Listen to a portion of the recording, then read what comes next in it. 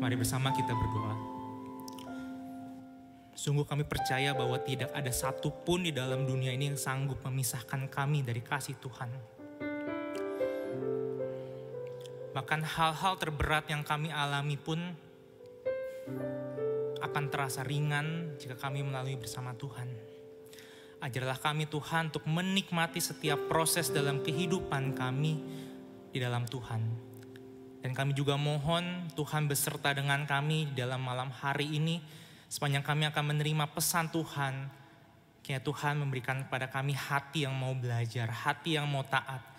Yang Kau memberkati setiap telinga yang akan mendengarkan, termasuk hamba-Mu yang akan berbicara, urapi dengan kuasa dari surga. Sehingga apa yang hamba-Mu bicarain karena hanyalah semata-mata apa yang ingin Tuhan bicarakan pada kami sekalian malam hari ini. Kami mohon belas kasih-Mu, penyertaan-Mu di dalam nama Tuhan Yesus Kristus, penebus kami dan juru selamat kami yang hidup. Kami berdoa, amin. Jemaat dipersilahkan duduk kembali.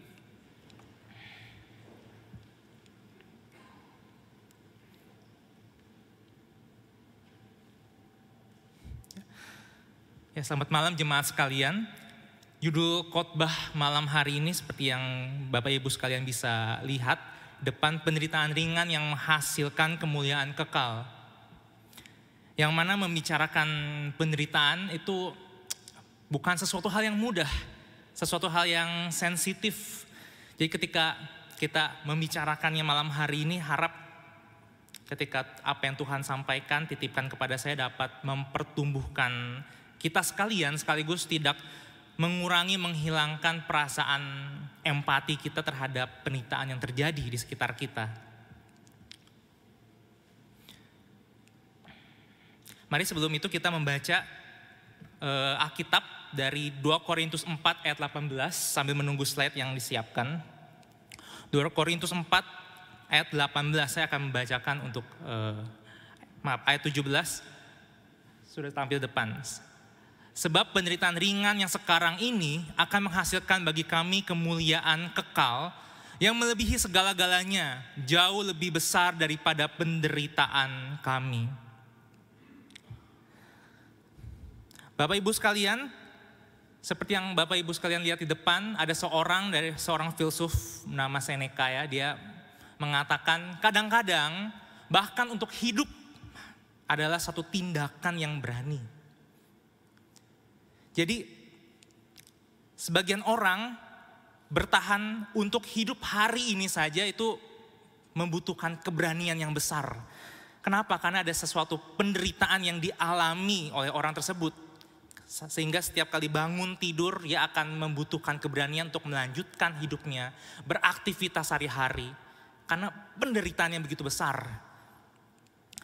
Dan penderitaannya adalah kenyataan yang bukan hanya sebagian orang rasakan ya, tapi setiap orang, tidak terlepas bagaimana kondisinya. Ada yang kaya, dia menderita. Ada yang miskin pun menderita. Yang kaya mungkin menderita ketika bisnisnya mungkin bangkrut. Dan gak ada yang peduli. Karena kebanyakan orang ketika melihat orang kaya, oh ini bukan orang yang perlu dibantu gitu. Sehingga orang gak peduli. Orang-orang kaya sering kali mendapatkan penderitaan yang seperti itu. Tapi orang-orang yang sekali lagi miskin, orang seperti ini mendapatkan penderitaan yang seperti kita tahu mungkin bingung besok harus makan apa. Anak sekolah bagaimana membayarnya. Ini penderitaan yang kita tahu. Tapi bukan hanya antara yang miskin dengan yang kaya, tapi antara yang dewasa dan yang anak-anak. Yang dewasa mungkin menderita karena sekali lagi tidak menyinggung siapapun. Tapi banyak yang menderita karena sudah umur sekian, tapi belum menikah. Rasanya kok orang lain sudah menikah, saya belum dapat pasangan, belum dapat pacar. Ataupun sudah menikah, tapi pasangannya berselingkuh. Atau pernikahannya baik-baik saja, tapi tidak dianugerahkan anak. Ini penderitaan yang sering terjadi di antara orang dewasa. Anak-anak mungkin lebih sederhana di mata kita. Anak-anak penderitaannya mungkin tidak ditemani oleh temannya, dimusuhi oleh temannya, dianggap gak usah temenan sama dia gak seru seperti itu. Jadi Bapak Ibu sekalian, bahwa penderitaan itu terjadi kepada setiapa saja. Tapi penderitaan yang dialami oleh setiap orang itu berbeda. Yang satu, yang dewasa pasti berbeda dengan yang kecil.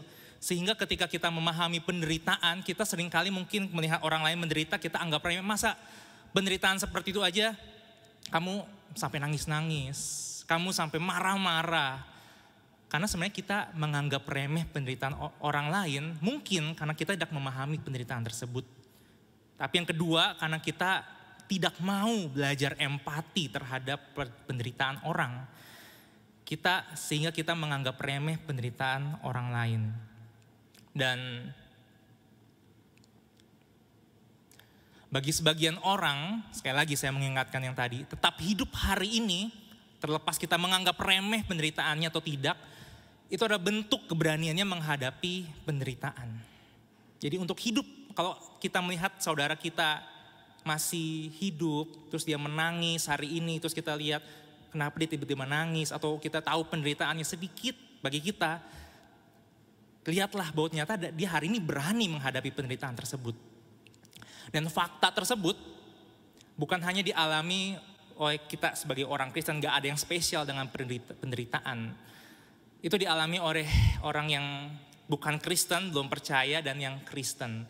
Tapi berbeda di antara kedua ini adalah orang Kristen melihatnya untuk memuliakan Tuhan. Kita semua di sini ketika menghadapi penderitaan, kita melihatnya untuk memuliakan Tuhan. Penderitaan saya bisa dipakai untuk memuliakan Tuhan. Saya pernah mendengar dan mengetahui ada satu khotbah yang mengingatkan saya akan fakta ini, bahwa kenyamanan adalah musuh pertumbuhan iman. Sedangkan penderitaan itu adalah sahabat dari pertumbuhan iman. Ini saya setuju, karena ketika kita merasa nyaman, kita puas, kita malas, kita merasa tidak ada pergumulan lagi, sehingga iman kita nggak bertumbuh. Tapi melewat penderitaan kita diproses sehingga kita bisa bertumbuh. Tapi saya hari ini ingin memberitahu pada Bapak Ibu sekalian bahwa ada musuh yang lebih berbahaya dibandingkan kenyamanan, yaitu asumsi bahwa penderitaan yang telah dilalui orang Kristen, setiap kita di tempat ini pasti menumbuhkan iman. Ini satu musuh yang lebih berbahaya. Ketika kenyamanan membuat kita terlena, tapi musuh yang ini membuat kita seolah-olah, oke, saya sudah menjalani kehidupan sebagai orang Kristen dan seluruh penderitaan dalam hidup saya akan menumbuhkan iman saya. Nyatanya ini tidak benar, sama sekali tidak benar. Dan berbahayanya adalah kita sebagai orang Kristen menderita tapi tidak menghasilkan apa-apa yang bernilai kekal. Ironi, sudah capek-capek melewati setiap proses yang ada, tapi ternyata tidak menghasilkan apa-apa. Kenapa? Penyebabnya adalah yang pertama, sifat agamawi yang lapar. Seorang reformator, John Calvin, mengatakan bahwa hati manusia, setiap kita termasuk orang percaya adalah pabrik yang terus-menerus memproduksi berhala. Hati manusia terus-menerus menciptakan berhala, bahkan menciptakannya dari alasan-alasan yang paling rohani yang bisa kita bayangkan. Alasan-alasan rohani yang mungkin kita keluarkan, yang kita pikirkan, yang kita rasakan, yang kita amini, bisa jadi berhala ternyata buat kita sekalian. Contoh, ada seorang yang sedang berduka, tapi mendengar satu ayat dalam Alkitab yang kita mungkin semua tahu. Mengucap syukurlah dalam segala hal, sebab itulah yang dikehendaki Allah dalam Kristus Yesus bagi kamu. Tapi ketika seseorang yang berduka ini mendengar ayat ini mentah-mentah langsung menerimanya, sifat agamawi yang tadi lapar itu akan mendorong orang ini menuruti apa yang dikatakan Alkitab, tapi itu hanya semata-mata untuk menuntut dirinya sebagai orang Kristen. Ini saya sudah Kristen, menunjukkan bahwa saya adalah orang Kristen yang mau setia. Jadi dia sebenarnya bukan sedang bersyukur kepada Allah, tapi sedang menutupi rasa pedihnya dengan alasan rohani. Kan kita harus bersyukur kepada Tuhan dalam segala hal. Tapi itu bukan bersyukur yang sejati, karena sebenarnya dia hanya memberi makan apa yang dalam dirinya yang disebut sifat agamawi. Dan ini juga nyata dalam Alkitab peringatan tersebut. Yesaya 29 ayat 13 mengatakan, karena bangsa ini datang mendekat dengan mulutnya dan memuliakan aku dengan bibirnya, sedangkan hatinya menjauh dariku dan ibadahnya kepadaku hanyalah perintah manusia. Jadi pertumbuhan iman macam apa yang bisa dihasilkan dengan hati yang menjauh dari Tuhan? Pertumbuhan iman macam apa yang bisa dihasilkan dari sekedar memberi makan jiwa, sifat agamawi kita yang mau menunjukkan kita orang Kristen yang taat. Saya tidak mau lama-lama berduka, saya mau mengucap syukur. Tapi itu membohongi diri sendiri dan membohongi Tuhan. Tapi yang kedua, bukan hanya sifat agamawi. Ada aspek lain di dalam diri kita yaitu kejiwaan. Setiap kita punya kondisi jiwa yang rapuh dan saya pun sama. Saya pun pernah mengalami ini sampai saya mengikuti satu sesi konseling dan saya mengetahui saya orang yang bermasalah. Saya mengetahui seorang Kristen, teman saya, seorang Kristen yang awam. Dia itu orang yang sangat banyak tahu pengetahuan teologinya. Dari mana? Dia mengetahui pengetahuan teologi dari belajar sendiri di YouTube. Saya sendiri pun kehabisan waktu untuk mengikuti gaya dia belajar. Dia sangat-sangat pintar, luar biasa. Tapi dia menghabiskan waktu berjam-jam untuk belajar karena sebenarnya dia gak kerja. Saya puji Tuhan dikasih pekerjaan dan saya bisa bekerja. Dan sedangkan dia tidak bekerja. Lalu dia juga sering curhat ke saya, kasih tahu cerita-cerita tentang apa yang dia rasakan. Dia ternyata selalu berkeluh kesah tentang betapa menderitanya dia gak punya pacar, umur sekian, dia lebih tua daripada saya. Kok saya belum nikah-nikah, kamu sudah gitu. Dan dia berkesimpulan bahwa penderitaannya tersebut karena dia bukan orang kaya. Orang mana ada sih yang mau sama saya kan gak punya banyak uang. Dia menunjukkan betapa menderitanya dia. Akhirnya beberapa kali saya dorong dia untuk kamu ayolah bekerja gitu. Kamu jangan seperti ini terus. Tapi ternyata omongan saya itu enggak menggerakkan dia. Dia tidak bergerak sama sekali sampai saya akhirnya deep talk. Saya bicara dengan dalam, hati ke hati dengan dia. Saya tanya, kamu kenapa sih suka belajar teologi? Kamu kenapa sih kok bisa hidup terus nih sampai hari ini tanpa kerja? Kamu kenapa tidak cari kerja saja? Dan jawabannya adalah ini. Kok suka belajar teologi? Oh iya, sebagai orang Kristen harus bertanggung jawab terhadap imannya. Kenal Tuhan itu penting. Jawabannya sangat-sangat rohani. Yang kedua, kok bisa hidup tanpa kerja? Mungkin Bapak Ibu akan melihat mulai ada permasalahan di sini. Ada keluarga yang mengirimkan uang, ini pemeliharaan Tuhan. Saya mulai bingung. Ini kok agak nggak sinkron ya dengan dia sebagai orang Kristen sudah belajar teologi banyak, terus dia bilang ini pemeliharaan Tuhan. Dan dia bisa santai ngomong seperti itu. Akhirnya pertanyaan ketiga pun dijawab dan inilah. Kenapa tidak cari kerja saya saja? Saya takut jika terjadi apa-apa saat bekerja. Dia pernah cerita, dia pernah bekerja dalam satu perusahaan. Lalu disuruh pergi ke antar kota dengan dari Banten ke Jawa Timur dengan mobil. Katanya kamu pulang biar cepet naik pesawat saja. Lalu saya berhenti, katanya seperti itu. Loh kenapa kamu berhenti? Itu kan kesempatan bagus. Saya takut kalau misalnya saya naik pesawatnya meledak. Tapi saya mati. Lah, kan itu kemungkinannya kecil. Lalu saya bilang lagi, kamu kan sekarang gak ada kerja, oke lah kamu ngegojek aja. Kamu kan punya motor, itu modal utama kamu loh.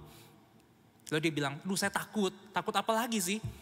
Saya takut nanti kalau misalnya saya bawa orang di belakang saya terus bajunya panjang, terus dia masuk ke rantai, terus dia orangnya jatuh, terus saya kecelakaan, terus akhirnya saya masuk penjara. Ini saya mulai merasa ada sesuatu yang salah dengan jiwanya. Jadi apakah Anda melihat, Bapak Ibu Saudara sekalian, melihat masalah ini? Masalahnya adalah aktivitas belajar teologi yang disebutkan di atas hanyalah untuk menutupi rasa takutnya. Ada masalah dalam kejiwaannya. Kalau orang hanya mendengar alasannya, ini orang rohani banget. Ini orang pinter banget, Alkitab dia tahu, teologi semua dia tahu. Tapi ternyata itu hanya untuk menutupi kejiwaannya yang rapuh, yang bermasalah. Dan hatinya tidak sungguh-sungguh kepada Tuhan, hatinya hanya ingin menutupi dan menyangkali kenyataan jiwa yang rapuh. Penderitaan pada dasarnya itu sebenarnya gak menyenangkan ya Bapak Ibu.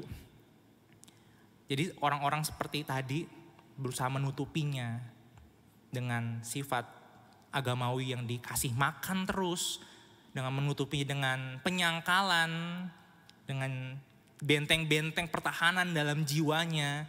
Dia gak mau mengakuinya karena memang berat dan penderitaan itu menyakitkan dan menghancurkan kita. Salah satu filsuf lagi dari Jerman bernama Nietzsche, dia seorang ateis.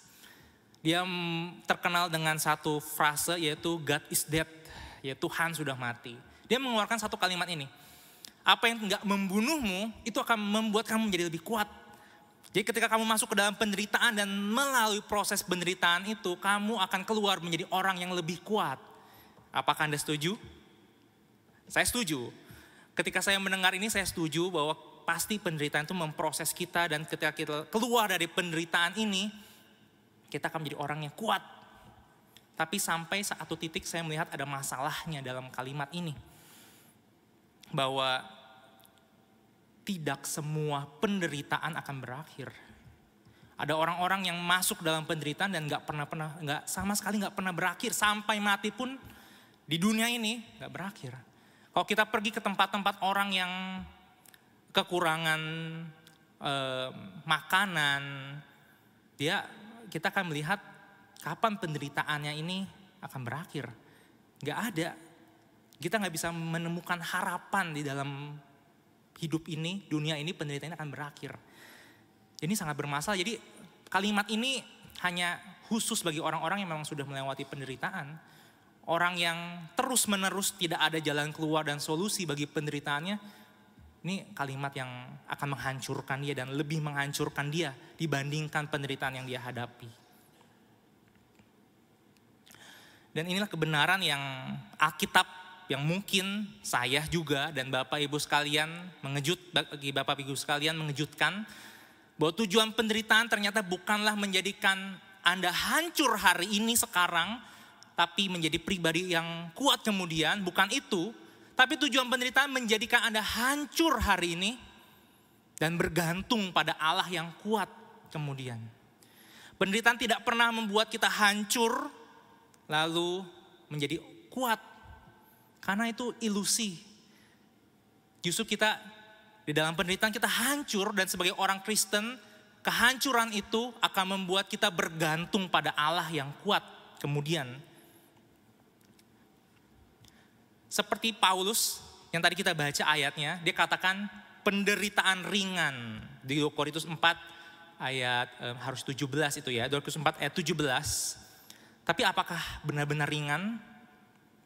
Paulus juga dia katakan dalam segala hal kami ditindas, habis akal, dianiaya, dihempaskan, terus-menerus diserahkan kepada maut.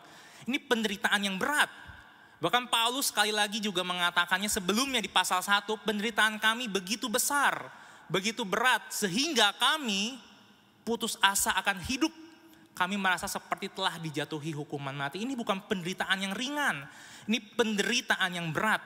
Dan mungkin di antara kita kalau kita mendengar saudara seiman kita mengatakan seperti ini, aduh saya udah putus asa akan hidup, saya ingin mati. Mungkin kamu kok hidup seperti orang gak beriman sih? Kamu bicara seperti orang yang gak punya Tuhan. Kalimat yang sama dikatakan oleh Paulus. Kami putus asa akan hidup. Kami merasa seperti telah dijatuhi hukuman mati. Betapa rendahnya keadaan Paulus saat ini. Penderitaan itu membuat Paulus hancur sehancur-hancurnya. Tapi kehancurannya itu justru membuat ia sadar. Supaya kami jangan menaruh kepercayaan pada diri kami sendiri, tapi hanya kepada Allah yang membangkitkan orang mati. Jadi Bapak Ibu sekalian, ternyata Paulus ketika dia mengatakan penderitaan ringan itu bukan hal yang mudah sebenarnya. Itu hal yang berat. Bahkan dia katakan kami udah putus asa akan hidup. Kalau pakai bahasa saya udah putus asa, saya pengen mati luar biasa. Ini hancur sehancur-hancurnya. Dia jujur kepada Tuhan, dia tidak menyangkali penderitaannya, dia tidak memberi makan sifat agamawinya yang katakan, saya mau terlihat, saya rasul, masa saya mengatakan seperti ini kepada jemaat. Dia tidak menyangkalinya, tapi dia jujur sejujur-jujurnya kepada jemaat. Tapi dia jujur sejujur-jujurnya kepada Tuhan. Bahwa dia hancur. Dan melalui proses kehancuran itu dia menemukan jawabannya. Bahwa kehancurannya menyatakan bahwa kekuatannya, kepercayaannya hanya kepada Allah. Dia semakin bergantung kepada Allah. Jadi pertumbuhan iman Paulus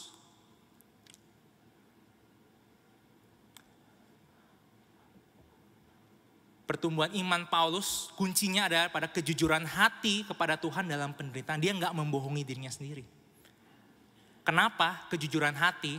Karena penderitaan hanyalah sarana mengenal diri.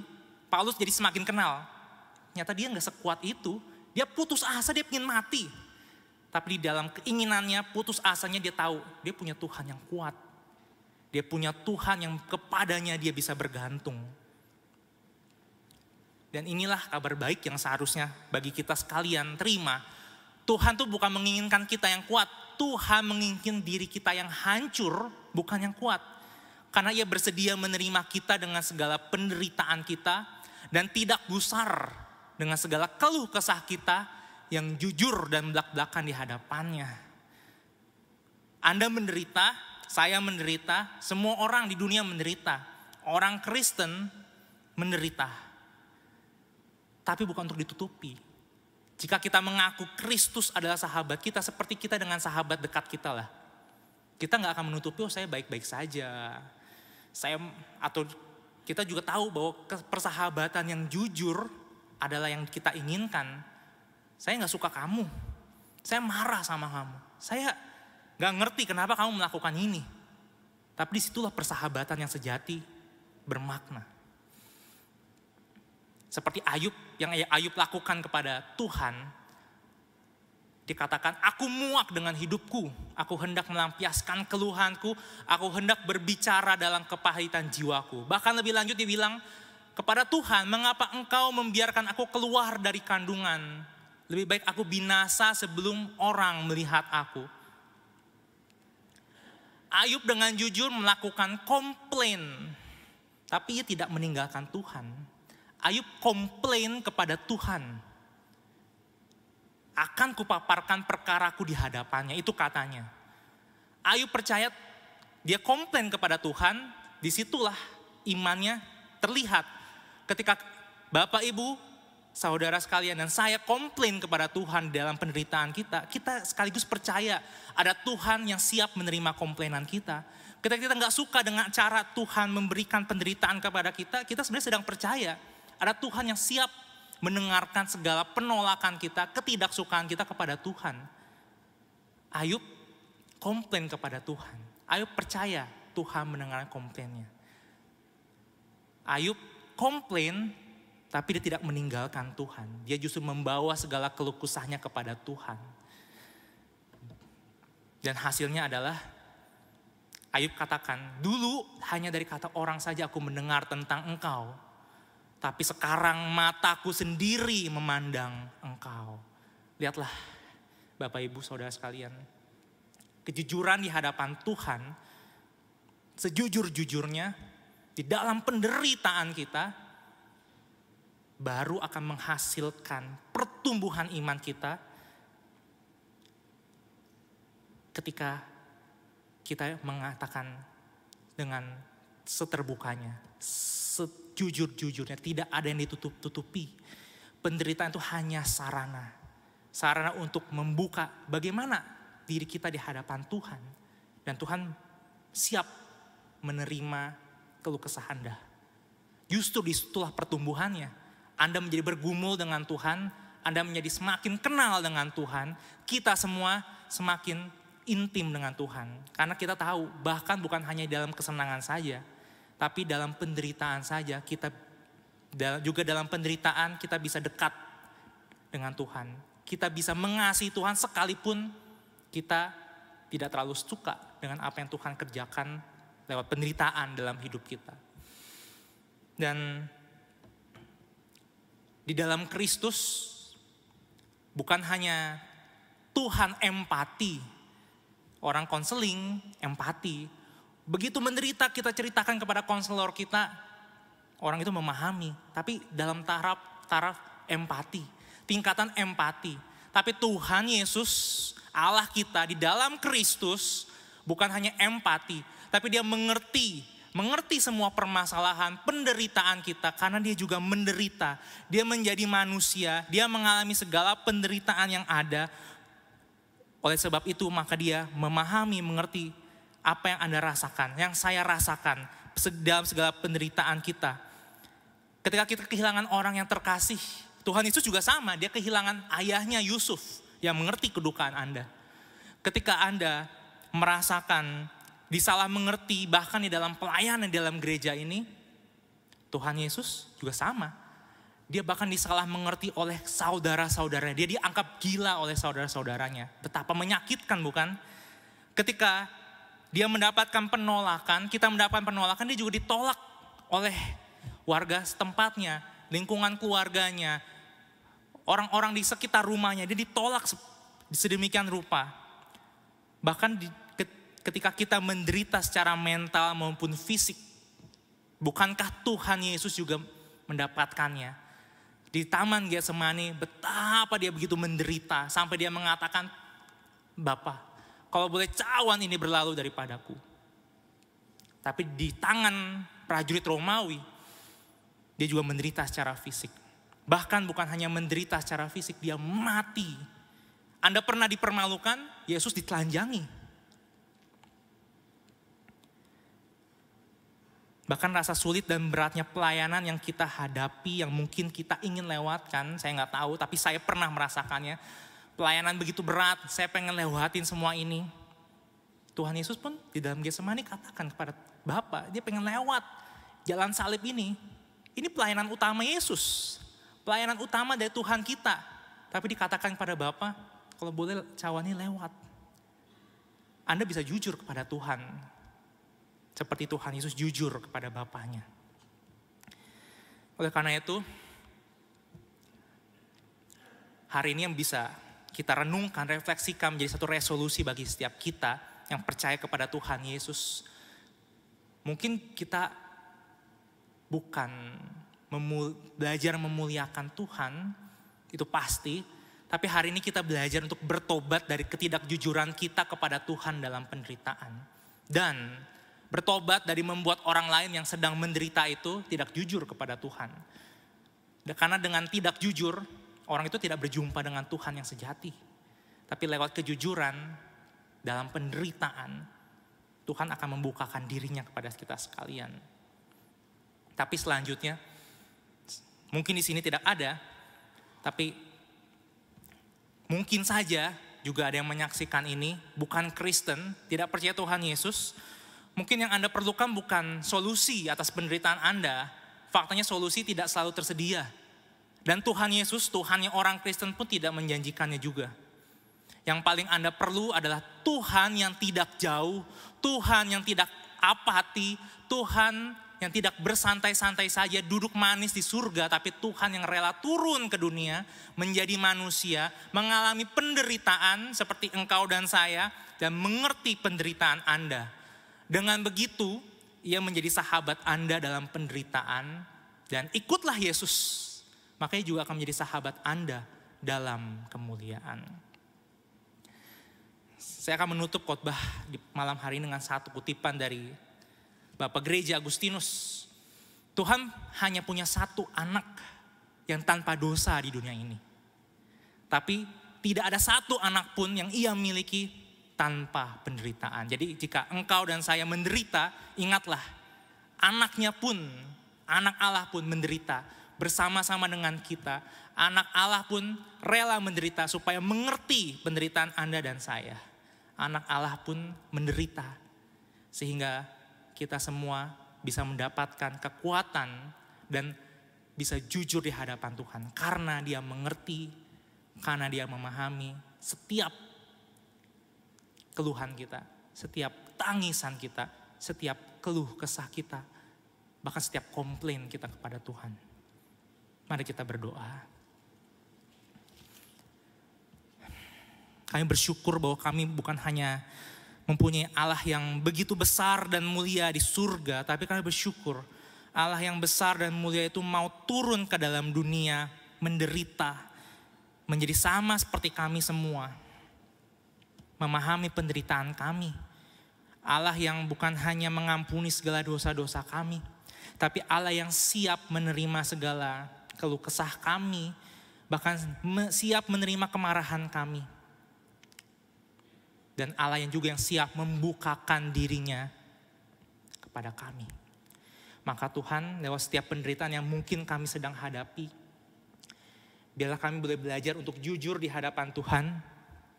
Biarlah kami boleh belajar untuk memberikan diri kami seutuhnya kepada Tuhan, seterbukanya kepada Tuhan, sampai Tuhan menyatakan dirimu kepada kami sebebas-bebasnya. Kami bersyukur dan kami berdoa hanya dalam nama Tuhan Yesus Kristus, penebus kami, juru selamat kami yang agung. Kami berdoa. Amin.